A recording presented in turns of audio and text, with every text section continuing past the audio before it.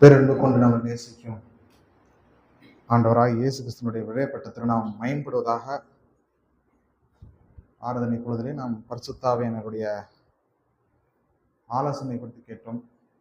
பரிசுத்தாவியானவர் யார், அவருடைய வேலை என்ன என்று இன்றைக்கும் நான் பேசக்கூடிய செய்தியை பரிசுத்தாவியானவர் என் மூலமாய் உங்களோடு பகிர்ந்து கொள்வார் என்று நான் விசுவாசிக்கிறேன். நேற்றைய தினத்தில் இரவுல நானும் என் மகளும் வலையொலியிலே ஒரு காணொலி பார்த்தோம். யுக்ரைன் நாட்டை குறித்து ஒரு காணொலி. அந்த காணொலியில யுக்ரைன் நாட்டுடைய காரியங்கள்லாம் பார்க்கும்போது அங்க போர் சூழல் நடந்து கொண்டிருக்குது. அதுல தமிழ்நாட்டில இருந்து ஒரு நபர் போய் அந்த காணொலியெல்லாம் எடுத்து வலையில போட்டாரு. இரவு நேரத்துல அவர் உறங்க போறதுக்கு முன்னாடி பார்த்தீங்கன்னா மிசில்ஸ் வருகிறது, ட்ரோன் மூலியமாக தாக்குதல் நடக்கிறது. பயந்து பயந்து இந்த மக்கள்லாம் இருக்கிறாங்க. திடீர்னு அங்கே சைரன் சத்தம் கேட்டுச்சுன்னா உடனே என்ன பண்ணணும், எல்லாரும் பார்க்கிங் கடையில் வந்து உட்காந்துக்கணும். அப்பேற்பட்ட சூழ்நிலையில் இந்த உக்ரைன் நாடு இருக்குது. பல சபைகள்லாம் இருக்குது, யூதர்களுக்கெல்லாம் வந்து சபையெல்லாம் இருக்குன்னு சொல்லிலாம் காமிக்கிறாங்க. அவருடைய வாழ்க்கையானது நிரந்தரமான வாழ்க்கை இல்லாத மாதிரி இருக்குது. எப்போ வேணா என்ன வேணா நடக்கலாம். ஆனால் நமக்கு அப்படி கிடையாது. இன்னைக்கு சுதந்திரமாக இருக்கிறோம் இல்லைங்களா? எப்போ வேணா போகலாம், எப்படி வேணா போகலாம். இன்றைக்கு ஆராதிக்கும்படியாக கூட நமக்கு தேவன் கிருபை பார்க்கணும். ஆராதனை சிந்தனை இருக்கும் போது எனக்கு அதான் ஞாபகம் இருந்துச்சு. தங்களுடைய வாழ்க்கையில பயந்து பயந்து வாழ்கிறாங்க. ஆனால் நமக்கு சுதந்திரமாய் தேவனை பற்றி நன்றி சொல்லவும் அவருடைய சபைக்கு வரவும் ஒரு வாய்ப்பு கிடைத்தது. அதற்காக நாம் தேவனுக்கு நாம் நன்றி செலுத்தலாம். இன்றைக்கு நாம் எடுக்கக்கூடிய தலைப்பு வந்து யாருக்குமே பிடிக்காத தலைப்பு. சிறிய விவரம் தெரிஞ்ச பிள்ளைகள் முதலும் வயது முதிர்ந்தோர் வரைக்கும் பிடிக்காத தலைப்பு தான் நான் பேச போறேன். ஆகவே நான் தலைப்பை பற்றி பேசணும். ஒரு சிறு கதையை உங்களுக்கு நான் சொன்னாதான் அது உங்களுக்கு விளங்கும் என்று நான் நினைக்கிறேன். ஒரு நாட்டிலே ஒரு மன்னன் இருந்தார். அந்த மன்னன் பேர் நம்ம ஒன்று வச்சிடலாம். நம்மளுடைய அல்ராஜையான்னு பேர் வச்சிருவோம். அல்ராஜா என்ற ஒரு மன்னன் இருந்தார். அந்த அவருக்கு பிற்பாடு அவருக்கு இளவரசர் ஒருத்தரை வந்து நாட்டுக்கு தேர்ந்தெடுக்கணும். அப்ப சிறு வயதிலே இருந்து அந்த ஒரு இளவரசனை தேர்ந்தெடுத்தா அவனுக்கு பயிற்சி கொடுத்து தன் நாட்டை ஆள்வது எப்படி என்று அவனுக்கு பயிற்சிகள் என்று ஒரு ஆலோசனை செய்தார். அப்ப அங்க இருக்க ஒரு 10 வயதுன்னு வச்சுக்கோங்க, 10ல இருந்து ஒரு 15 வயது நிரம்பிய சிறுவர்கள் எல்லாம் வந்து அவர் என்ன பண்றாருங்க, அழைக்கிறாரு. அதுல நிறைய சிறுவர்கள் இருக்காருங்க. அப்ப அந்த சிறுவர்கள் அழைத்து என்ன சொல்றாரு, நான் உங்களுக்கெல்லாம் விதை தரப்போறேன், விதை சீடு தரப்போறேன். அந்த சீடு என்னென்ன விதை எனக்கே தெரியாது, ஆனா விதை தரேன். இந்த விதைகள்லாம் நீங்க வந்து ஒரு 3 மாசத்துக்குள்ள வளர்த்து என்னிடத்துல கொண்டு வரணும்னு சொல்லி எல்லாத்துக்கும் விதை கொடுக்குறாரு. சிறு பசங்களும் ஆர்வமா வாங்கிட்டு போறாங்க. நாள் தொடங்குது. அப்பதுல இருந்து அது தண்ணி ஊத்துறது, உரம் போடுறது அப்படியே நடந்துட்டு இருக்குது. ஒரு சில பசங்களுடைய இது முளைக்குது, ஒரு சிலங்களது கலர் வண்ணம் வந்து மாறி இருக்குது. அதுல ஒரு பையனுடைய விதை மட்டும் எந்த ஒரு நிகழ்வும் நிகழ்த்தல, முளைப்பதோ இல்லை வந்து வளர்வதோ இல்லை. அந்த மகன் நம்ம கேப்ரியல் கூட வச்சுக்கோமே. கேப்ரியல் வந்து அப்ப மற்ற பசங்களை என்ன பண்றாங்க, அவனை பார்க்குறாங்க, கிண்டல் பண்றாங்க. பத்தியா எங்களதெல்லாம் பாரு, என்ன கலர்ல இருக்கு பாரு, ஒண்ணுது பாரு, இன்னும் ஒண்ணு எட்டி கூட பார்க்கல அப்படின்னு சொல்லி சொல்றாங்க. நாட்கள் வளர்ந்துட்டு அவனுக்கு மட்டும் வளரவே இல்லை. நாட்கள் சொல்லுது, இந்த பையன் வந்து அவங்க அம்மாட்ட போய் அழுகிறான். லட்சுமிட்ட போய் அழுகிறான்னு வச்சுக்கோமே. அம்மா இந்த மாதிரி எல்லாத்துக்கும் வளருது, என்னது மட்டும் வளர மாட்டேன்னு. அம்மா சொல்றாங்க, நீ ஒன்றும் கவலைப்படாத தம்பி, நீ செய்ய வேண்டிய வேலையை நீ செஞ்சுட்டே இரு. ஒருவேளை அந்த செடியானது வளரலன்னா நீ அரசு போய் சொல்லு, இந்த மாதிரி நான் வந்து அதுக்கு தண்ணி ஊற்றினேன், எருவு போட்டேன், நான் வளரல, நான் என்ன செய்யணும்னு சொல்லிட்டு 3 மாதம் கழிந்தது.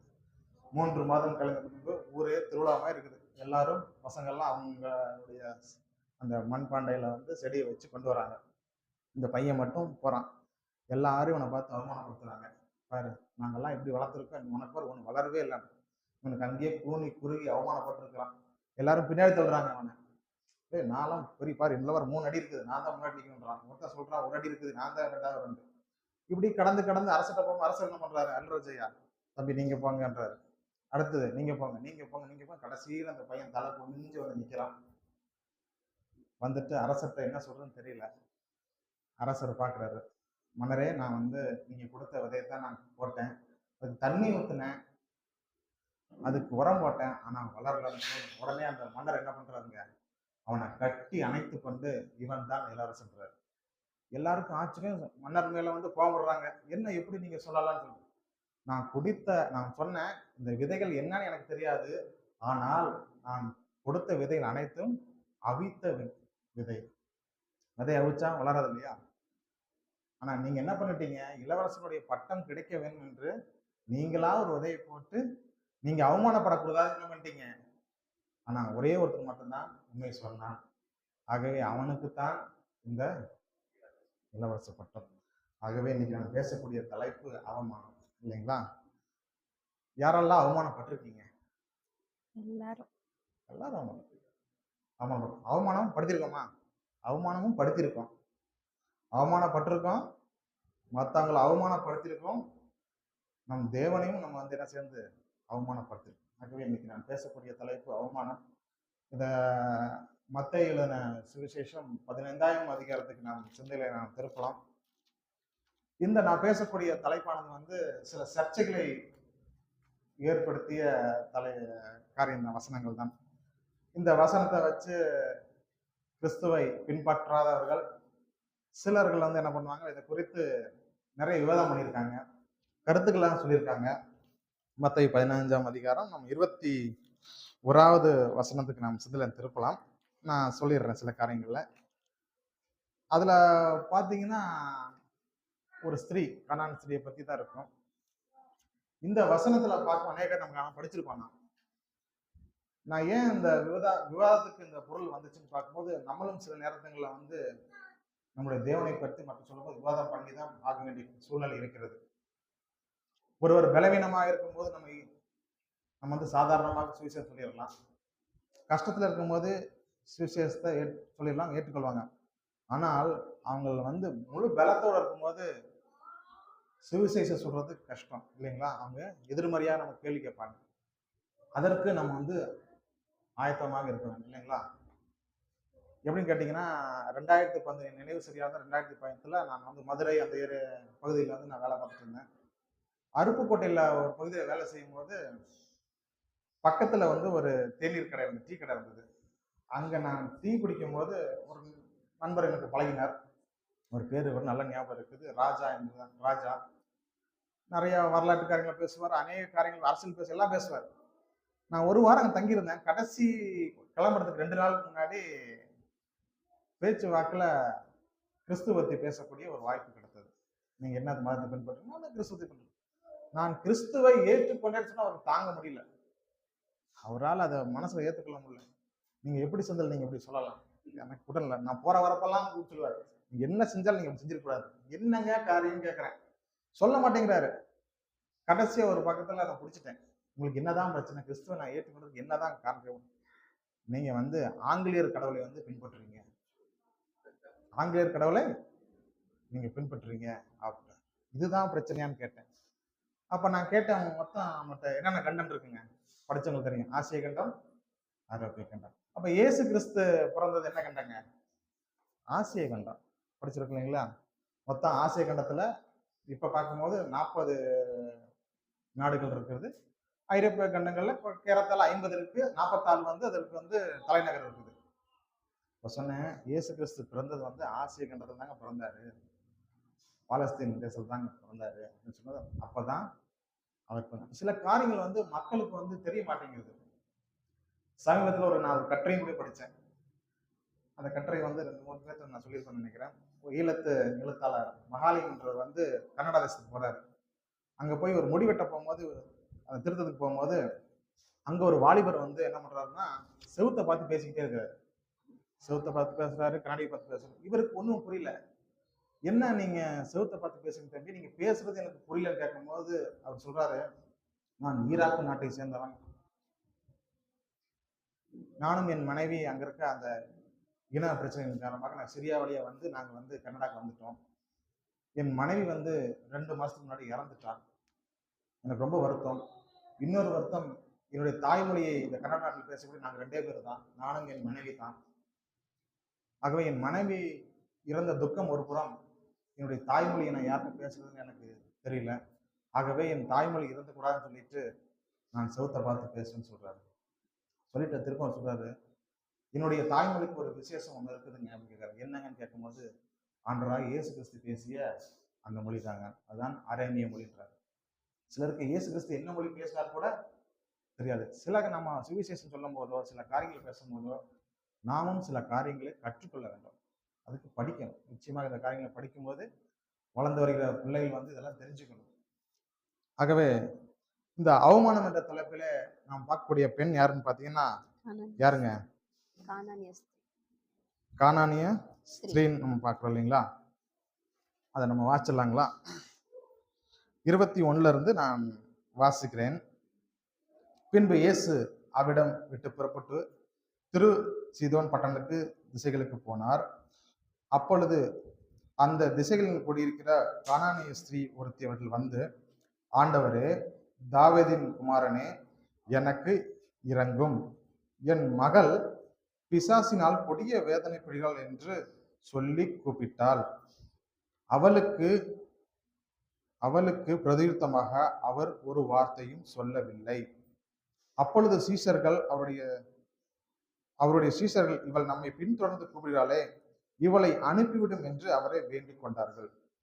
இங்க 3-4 வசனம் வாசிக்கிறோம். இதுல வந்து பார்க்கும்போது இயேசு கிறிஸ்து ஒரு இடத்தை விட்டு போறாரு, ஒரு நாட்டுக்கு போறாரு. அங்க அந்த கானானிய ஸ்திரீ வந்து என்ன பண்றாங்க, ஆண்டவரே, தாவீதின் குமாரனே, எனக்கு இரங்கும், என் மகள் பிசாசினால் கொடிய வேதனைப்படுகிறாள் என்று சொல்லி கூப்பிட்டாள் என்று முடியுது.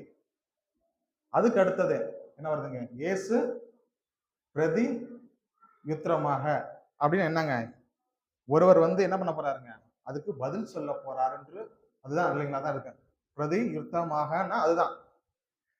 ஆனா இயேசு வந்து எந்த பதிலுமே சொல்லவே இல்லை. மத்தேயு எழுதின சுவிசேஷம் நீங்க வந்து முதல் அதிகாரத்துல இருந்து 15 வரைக்கும் நீங்க வாசிச்சீங்கன்னா இயேசு பிரதியுத்தமாக நிறைய காரியம் சொல்லியிருப்பாங்க. அதை நான் மடமடன்னு சொல்றேன், பாத்துக்கங்க. மத்தேயு 3:15 நம்ம வாசிக்கும் போது, இயேசு அவனுக்கு பிரதியுத்தமாக, இப்பொழுது இடம் கொடு, இப்படி இல்லை, எல்லா நீதிக்கும் நிறைவேற்றது நமக்கு ஏற்றதா இருக்கு என்றார்.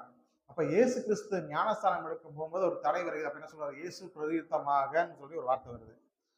அதுக்கு அடுத்தது பாத்தீங்கன்னா மத்தேயு 4:4 வாசிக்கும் போது, அவர் பிரதியுத்தமாக, மனுஷன் அப்பத்தினால் மாத்திரமல்ல தேவனுடைய வாயிலிருந்து புறப்படுகிற ஒவ்வொரு வார்த்தையினாலும் பிழைப்பான் என்று எழுது என்று சோதனை காரணத்துல சொல்றாரு. இயேசு பிரதியுத்தமாக. மூன்றாவது மத்தேயு 11:4 பாத்தீங்கன்னா, இயேசு அவர்கள் பிரதியுத்தமாக, நீங்கள் கேட்கிறதையும் காண்கிறதையும் யோவானிடத்தில் போய் அறிவிங்கள். யோவான் சொல்றாரு, நீர் வந்தது நீதான் மெசியான்னு கேட்கும்போது நீங்க போய் கண்டதும் காண்பதும் பாருங்க. அடுத்த வசனம் வாசிக்கிறது, கண்ணு இல்லாதவங்களுக்கு கண்ணு தெரியுது, காது கேட்காதவங்களுக்கு காது கேட்குது, சப்பானி நடக்கிறான்னு சொல்லி போய் யோவான் இடத்துல சொல்லு என்று சொல்றார். மத்தேயு 12:39 வாசிக்கும் போது, அவர்களுக்கு அவர் பிரயுத்தமாக, இந்த பொல்லாத விபச்சார சந்தையார் அடையாளத்தை தேடுகிறார்கள், ஆனாலும் யோனா தீர்க்கதரிசியின் அடையாளம் இன்றி வேறொரு அடையாளம் இவருக்கு இல்லை என்று கொடுக்கவில்லை என்று ஒரு ஆண்டவர்கிட்ட அடையாளத்தை கேட்கிறாங்க. அப்ப சொல்றாரு. அதுக்கு அடுத்தது 12:48 மத்தேயு 12:48, தம்மிடத்தில் இப்படி சொன்னவர்களுக்கு அவர் பிரயுத்தமாக, என் தாயார் யார், என் சகோதரன் யார் என்று சொல்கிறான்னு பார்க்கிறோம். சொல்றாங்க இயேசு கிறிஸ்துட்ட, யாருங்க உங்க தாயும் உங்க சகோதரன் வந்திருக்கான்னு. அப்ப இவர் இயேசு பிரயுத்தமாக சொல்றாருங்க. மத்தேயு 13:37 அவர் பிரயுத்தமாக, நல்ல விதைக்கிறோம் மனுஷகுமாரன் என்று சொல்றாரு. கடைசியாக 15:3 மத்தேயு 15:3 சொல்றாரு, அவர்களுக்கு அவர் பிரயுத்தமாக, நீங்கள் உங்கள் பாரம்பரியத்தினாலே தேவனுடைய கற்பனையை ஏன் மீறி நடக்கிறீர்கள் என்று சொல்றாரு. அதுக்கு நேராக அடுத்தது இங்க வந்து நிற்கும் போது என்னங்க ஆச்சுங்க, இயேசு பிரதியுத்தமாக ஒன்றும் சொல்லல. எப்படி இருக்கு அந்த ஸ்திரீக்கு? அந்த ஸ்திரீயை குறித்து பார்த்தீங்கன்னா, இந்த 3 இடத்துல ஆண்டவரே ஆண்டவரே என்று சொல்லியிருப்பாங்க. நீங்க அந்த வசனத்துக்காக படிச்சீங்கன்னா, இப்ப முதல் பகுதியில் வாசிக்கும் போது என்ன ஆச்சுங்க, ஆண்டவரே ஒருத்தர் வந்து, ஆண்டவரே தாவீதின் குமாரனே. அவளுக்கு என்ன ஆச்சுங்க, இயேசு கிறிஸ்துடைய வரலாறு தெரிஞ்சிருக்குது. இயேசு கிறிஸ்து யாரு, அவர் யாருடைய குமாரன், எப்படி வந்திருக்கான்னு சொல்லிட்டு அவளுக்கு அவருடைய வரலாறு தெரிஞ்சிருக்குது. இவர் தான் உண்மையான மேசியா என்று சொல்ற ஆண்டவரே என்றார். ஆனா இயேசு கிறிஸ்து ஒண்ணுமே சொல்லல. எப்படி இருக்குங்க, நம்ம ஒரு இடத்துல வாசிக்கிறோம், கண்ணு தெரியாத ஒருத்தர், அவர் பேர் என்னங்க, தாவீதின் குமாரன்னு கத்துவாரு பர்த்திமியும். அப்ப எல்லாம் சொல்லுவாங்க எல்லாரும், யோ அமைதியாரியா, பேசாதியா, சத்தம் போடாம. ஆனா அவர் வந்து அவருக்கு பிரதித்தமாக இருக்கும் வசனம், உடனே வந்து சுத்தம். ஆனா இங்க பார்க்கும்போது ஆண்டவரேன்றா, தாவீதின் குமாரேன்னு சொல்றா, ஆனா அவர் ஒண்ணுமே சொல்லல. அதுக்கு அடுத்த வசனம், அப்பொழுது அவர் சீஷர்கள் அதே வசனத்துல வந்து, இவள் நம்மை பின்தொடர்ந்து கூப்பிடுகிறாளே, இவளை அனுப்பிவிடும் என்று அவரை வேண்டிக் கொண்டார்கள். இப்ப சீஷர்கள் வந்து இவளை அவமானப்படுத்துறாங்க. இந்த வேதாமத்துல வந்து பாத்தீங்கன்னா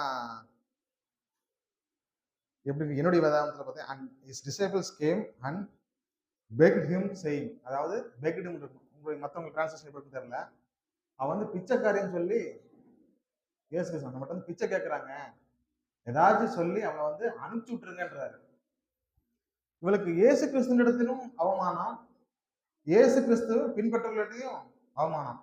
சில நேரங்களில் நம்மள அப்படித்தான் நினைப்போம். நம்ம ரட்சிக்கப்பட்டுட்டோம், இவெல்லாம் ரட்சிக்கப்பட்டவங்க என்னென்ன பாவம் செஞ்சான், இவனுக்கு இதெல்லாம் வேணும்னு சொல்லி சில நேரங்களில் மற்றவங்களை நான் வந்து அவமானப்படுத்திருக்கேன் இல்லைங்களா? அப்ப சீசர்கள் என்ன பண்றாங்க, இவளை வந்து அவமானப்படுத்துறாங்க. அதற்கு அவர், இதுக்கு அடுத்த பதில் பாருங்க, கேட்கிறவங்க கேள்வி, ஆனா இவர் சொல்ற ஒரு பதில் இருக்கு. அதற்கு அவர், காணாம போன ஆடுகளை இஸ்ரேல் வீட்டாரை அனுப்பவில்லை என்று மற்றவர்கள் என்றார். நான் வந்த நோக்கம் வந்து இவங்களுக்கெல்லாம் கிடையாது. யாருக்குங்க? இஸ்ரேல் மக்களுக்காகத்தான் நான் வந்தேன்றாரு. இந்த இதை வச்சுக்கிட்டு தான் மக்கள் என்ன பண்றாங்க, இயேசு கிறிஸ்துவை குறித்து அவதூறு எல்லாம் சொல்றாங்க. பாருங்க, அவங்க இயேசு கிறிஸ்து பைபிள்ல போட்டிருக்குது, உங்க இயேசு கிறிஸ்து வந்து பாரபட்சம் பார்க்கிறவரு, அதான் இருக்குங்க, பாரபட்சம் பார்க்கிறவரு. அதுக்கு ஆங்கிலத்தை என்ன சொல்லுவாங்க, பார்சாலிட்டி பார்க்கிறாரு. பாருங்க, இஸ்ரவேலுக்கு ஒரு மாதிரி பார்க்கிறாரு, புறஜாதிகளை வந்து கண்டுக்கவே மாட்டேன்றாரு. நான் இஸ்ரவேல் மக்களுக்காக மட்டும்தான் வந்தேன்னு சொல்றாரு. அதுக்கு அடுத்த வருஷத்துல வாசிக்கும் போது, அவள் வந்து, ஆண்டவரே எனக்கு உதவி செய்யும் என்று அவரை பணிந்து கொண்டார். இப்ப அவள் விடல, ஏமா நான் இஸ்ரவேல் மக்களுக்கு தான் வந்திருக்கேன், உனக்கு வரலமான்னு சொன்னா திடீர்னு இந்த பொண்ணு என்ன சொல்லுது, ஆண்டவரே என்று சொல்லி எனக்கு உதவி செய்யும் என்று பணிந்து கொண்டால் இருக்குது. பணிந்து கொண்டால் இருக்குங்க, ஒருவேளை முகம் குப்புறது பணிந்து கொள்வான்னு சொல்லுவாங்க இல்லையா, இயேசுடைய பாதத்துல வந்துட்டார். திருப்பி அவர் என்ன சொல்றாரு, அவர் அவளை நோக்கி, பிள்ளைகளின் அப்பத்தை எடுத்து நாய்க்குட்டிக்கு போடுகிறது நல்லதல்ல என்றார். இப்ப அடுத்ததை என்ன அவமானப்படுத்துறாருங்க, நாயின்னு அவமானப்படுத்துறாரு. முதல்ல என்ன சொல்றாரு, பதில் பேசவே கிடையாது. சீடர்கள் வந்து அவளை பிச்சைக்காரி, அவளுக்கு ஏதாவது உதவி செஞ்சு அனுப்பிச்சு விட்டுருக்கையா, ரொம்ப தொல்லை பண்றான்னு சொல்றாங்க. மூன்றாவது டைரக்டாவே சொல்றாரு, நான் உனக்கு வரல, இஸ்ரேல் மக்கள் மட்டும் தான் வந்துன்றாரு. அப்பையும் அவர் இல்ல. நான்காவதா அவர் என்ன சொல்றாருன்னு பாத்தீங்கன்னா, நாய்க்கு பிள்ளைகள் போடுறது அப்பத்தை எடுத்து நாய்க்கு நான் போட மாட்டேன். அப்ப பாருங்க, ஒரு நாயின்னு சொல்லும்போது எப்படி இருக்கும், யாராச்சும் நாயின்னு சொன்னா எவ்வளவு கோவம் வரும். நம்மளாம் வந்து செத்த நாய்க்கு ஒப்பா இருக்கு, நம்மளே அவங்க தாழ்த்துவோம் இல்லைங்களா, செத்த நாய்க்கு ஒப்பா இருக்கோம். நம்ம போன வாரம் முந்தின வாரம் நினைக்கிறேன், நம்ம வீலாவுடைய அப்பா எடுத்தாரு ஆராதனை செஞ்சு இல்லைங்களா, யோனாத்தானுடைய மகனை தான் சொன்னார். செத்த நாய்க்கு ஒப்பா இருக்குன்னு அவர் சொல்லும்போது இங்க நாய் மாதிரி சொல்றாரு, பிள்ளைகளுக்கு அப்போதைக்கு நான் வந்து நாய்க்கு போட முடியுமா, அப்ப யார நாயின்றாரு, புறஜாதி அந்த பெண்ணை வந்து சமூகத்தை வந்து நாயின்றாரு. அதோட முடியல, அதுக்கு அவர் பதில் சொல்றா பாருங்க, அதுதான் என்னை வந்து சிறுக்க வைக்கிறது. அதற்கு அவள், மெய்தான் ஆண்டவரே, நான் நாய் தான் ஆண்டவரே சொல்றான், நான் நாய் தான் ஆண்டவரே,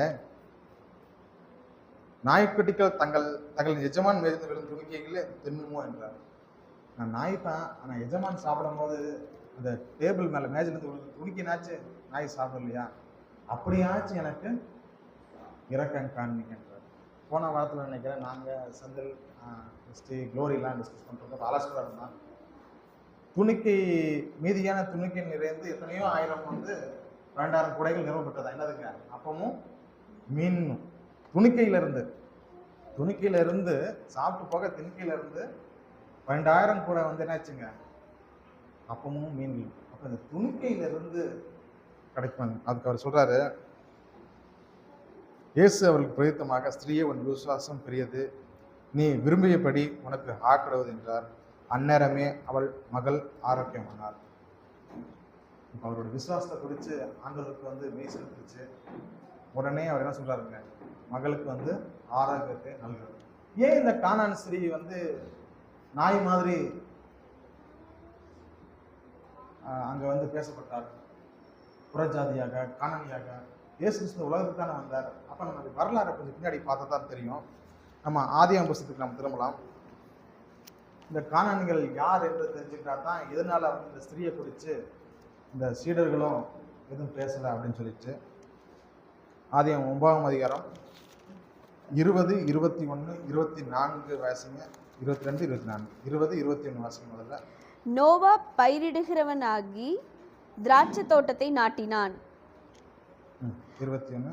அவன் திராட்சை ரசத்தை குடித்து வெறி கொண்டு தன் கூடாரத்தில் வஸ்திரம் விலகி படுத்திருந்தான். 24 வாசிங்க. நோவா திராட்சை ரசத்தின் வெறி தெளிந்து விழித்த போது தன் இளைய குமாரன் தனக்கு செய்ததை அறிந்து, கானான் சபிக்கப்பட்டவன், தன் சகோதரரிடத்தில் அடிமைகளுக்கு அடிமையாயிருப்பான் என்றான். நல்லா கவனிங்க. நோவா வந்து என்ன பண்ண, திராட்சை ரசத்தை அந்த தோட்டத்தை உண்டாக்குறான். அந்த திராட்சை ரசத்தை குடித்து வெறி கொண்டு படுத்திருக்கும், நிர்வாணமாக படுத்திருக்க. 22 வாசிங்க. அப்பொழுது கானானுக்கு தகப்பனாகிய காம் தன் தகப்பனுடைய நிர்வாணத்தை கண்டு வெளியில் இருந்த தன் சகோதரர் இருவருக்கும் அறிவித்தான். இப்ப கானானுக்கு தகப்பனாகிய வாசிக்கிறோம் இல்லைங்களா? கானானுக்கு தகப்பனாகிய காம் போய் பார்க்குறாரு. பார்க்கும்போது தன்னுடைய தகப்பன் வந்து நிர்வாணமாக இருக்கிறாரு. அதை போய் யார்கிட்ட சொல்றாருங்க? தன் சகோதரர் சொல்லும் போது அவங்க அப்பாவுக்கு வந்து அந்த வெறி தெளிந்து வரும்போது இந்த காரியம் தெரியுது. அப்போ சபிக்கிறாரு. கானான் யார? பேரன், அதாவது நோவோட பேரன் சந்ததி வந்து சபிக்கிறார். அவங்க தான் கானான். அப்ப அதே ஆதியாகமம் 10ஆம் அதிகாரம் 19, 20 வாசிங்க. கானானியரின் எல்லை சீதோன் முதல் கேரார் வழியாய் காசா மட்டுக்கும், அது முதல் சோதோம், குமோரா, அத்மா, செப்போயிம் வழியாய் லாசா மட்டுக்கும் இருந்தது. இவர்கள் தங்கள் மத்தேயு 15 வாசிச்சேன், என்ன வாசிங்க? 15, 21 என்ன வாசிச்சேன்? திரும்ப வாசிங்க. பின்பு இயேசு அவரிடம் பிற்பட்டு தீரு சீதோன் பட்டணங்களுக்கு. புரிஞ்சுதுங்களா? இப்ப கானான் என்றவங்க யாருங்க? சபிக்கப்பட்டவங்க. சபிக்கப்பட்ட அந்த ஜாதிகள் இருந்தவ தான் இந்த கானான் ஸ்திரீ. இப்ப இயேசு கிறிஸ்து சொல்றதுக்கும் இதில் ஒப்பிடும் போது உங்களுக்கு சரியா வரும்னு நினைக்கிறேன். ஒரு சபிக்கப்பட்ட ஒரு கானான் ஸ்திரீ தான் இயேசு கிறிஸ்து வர்றாரு. அங்கதான் அவர் புறக்கணிக்கப்படுறாரு. அதே நம்ம மத்தேயுல நான் வாசிக்கலாம், ஒரு வசனம் கூட வாசிக்கலாம். மத்தேயுல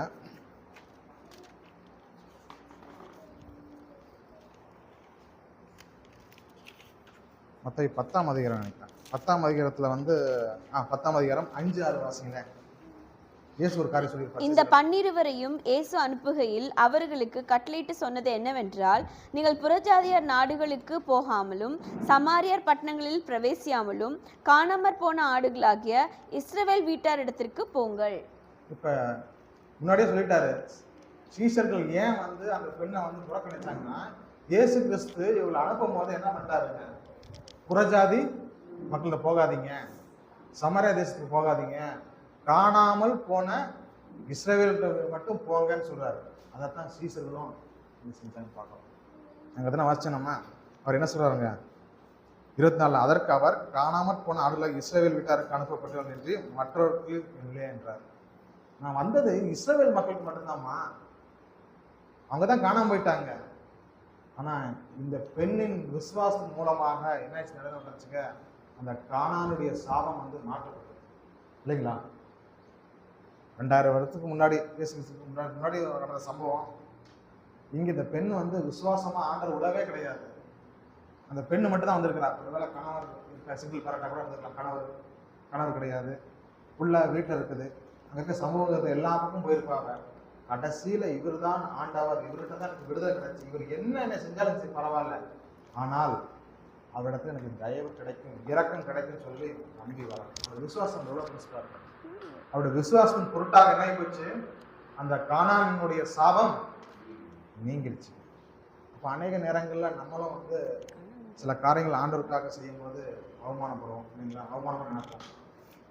நான் வந்து முன்னாடி இருந்தா எல்லாரும் பின்னாடி எதாவது சொல்லுவாங்கன்னு சொல்லிட்டு அவமானப்பட்டு முன்னாடி வரமாட்டான். எனக்கு புறகாலம் சரியா இல்லையேன்னு சொல்லிட்டு பாட மாட்டோம், அவமானம் நினைச்சு. சுவிசேஷம் சொல்றது கூட நம்ம அவமானப்படுவோம். ஐயோ, அவங்க எதிர்த்து ஏதாவது கேள்வி கேட்டாங்கன்னா என்ன பதில் சொல்றது? நான் முன்னாடி வருவேன், பின்னாடி இருந்து ஏதாவது சொல்லிட்டாங்கன்னா எனக்கு அவமானமா இருக்குன்னு எத்தனை டைம் நினைச்சேன். இந்த பெண் எதையுமே கவனிக்கல. ஆண்டவரேன்றான், தாவீதின் குமாரேன்றான், அவர் பதில் பேச கிடையாது. ரெண்டாவது சீஷர்களும் அவங்களுக்கு பிச்சைக்காரன்றாங்க, ஏதாச்சும் கொடுத்து எதாவது அனுப்பிச்சு விட்டுருங்கப்பா அப்படிங்கிறாங்க. திருப்பி வந்தா நான் அம்மா உனக்கு நான் வரவே கிடையாதுன்றாரு, நாயின்றாங்க. இதெல்லாம் அவன் பொருட்டே இல்லை. எனக்கு தேவை என்னுடைய தேவனுடைய இறக்கம். சரிங்களா? இந்த பெண் தேவனை விடாம விசுவாசம் பொருட்டாக கொடுத்தது முகாந்திரம் என்னாச்சுங்க, இந்த கானான் தேசத்துக்கு என்னங்க ரட்சிப்பு வந்ததுன்னு பார்க்கலாம். 3 முறை ஆண்டவரே ஆண்டவரே என்றாங்க. நம்ம கூட சொல்ல மாட்டோம். புறஜாதி அவருக்கு ஆண்டவரெல்லாம் தெரிஞ்சுன்றாங்க. ஆண்டவரே 22ஆம் அதிகாரம் ஆண்டவரேவா, 25லையும் ஆண்டவர்வா, 27லையும் ஆண்டவரேன்றவா. நம்முடைய வாழ்க்கையும் இப்படி இருக்கு பார்க்கணும். கிறிஸ்துவை நம்ம ஏற்றுக்கொண்டோம், ரட்சிக்கப்பட்டுவிட்டோம். ஆனால் இன்னும் நம்ம கிறிஸ்துவை பற்றி மற்ற சொல்லும் போது அவமானமாக இருக்கோம் இல்லைங்களா? ஒரு கூட்டத்துக்கு போனாலும் நமக்கு கூட்டத்தில் ஏதாவது ஜெபம் கூப்பிட்றாங்கன்னு சொல்லிட்டு அதுக்கு ஒரு கஷ்டமா இருக்கும். சில பேர் பின்னாடி உட்கார்ந்த காரணம் ஏதாவது தான் இருக்கும். எங்கடா முன்னாடி உட்காந்தா நம்மளை கூப்பிட்டுருவோம் இல்லைங்களா? ஆகவே நம்ம அந்த அவமானம் என்ற ஒரு அலட்சியத்திலிருந்து வெளியே வந்தால் மாத்திரமே கிறிஸ்துவை இந்த உலகத்துக்கு நம்ம பறைசாற்றணும். நம்ம அவமானமாக கருதி உட்காந்துட்டோம்னு வச்சுக்கோங்க, கிறிஸ்துவை நம்ம பரப்பவே முடியாது இல்லைங்களா? இந்த விசுவாச இந்த மத்திய சுவிச ரகசிய தியான புக்குன்னு சொல்லிட்டு நம்முடைய ஊழியர் ஞானவேல் ஐயா ஒரு புத்தகம் எழுதியிருக்காரு. அதில் இந்த பெண்ணுக்கு ஒரு தலைப்பு கொடுத்துருப்பாரு, வேறு கருத்துரும் அதை எழுதியிருப்பாரு. இந்த பெண்ணுக்கு மெச்சிக்கொள்ளக்கூடிய விசுவாசம் ஒரு தலைப்பில் அவர் எழுதியிருக்காரு. இந்த விசுவாசத்தை குறித்து ஒரு பெரிய புத்தகம் தான். மத்திய புத்தகத்தை அவர் விளக்குறையும் எழுதியிருக்காரு. அதில் பல படங்கள்லாம் அதை எழுதியிருக்காரு. நான் அதில் பார்க்கும்போது மெச்சிக்கொள்ளக்கூடிய விசுவாசம், அந்த விசுவாசத்தை மெச்சிக்கொள்ளலாமா? நம்ம சொல்லுவோம் இல்லைங்களா, பெருமை நினச்சிக்கோ இல்லைங்களா, அந்த மாதிரி ஒரு விசுவாசமாக இருக்குது. நம்முடைய விசுவாசம் எப்படி இருக்குது? நம்ம அவமானப்பட்டு நம்முடைய விசுவாசத்தை வச்சுட்டோன்னு வச்சுக்கோங்க, நிச்சயமாக தேவனுடைய வார்த்தையும் தேவனுடைய காரியங்களும் நம்ம செய்ய முடியும். அந்த வருங்காலங்களில் நம்ம அவமானப்பட்டாலும் பரவாயில்ல, தேவனுடைய அன்பை இந்த உலகத்துக்கு வெளிக்காட்டுவோம். தேவன் நம்மை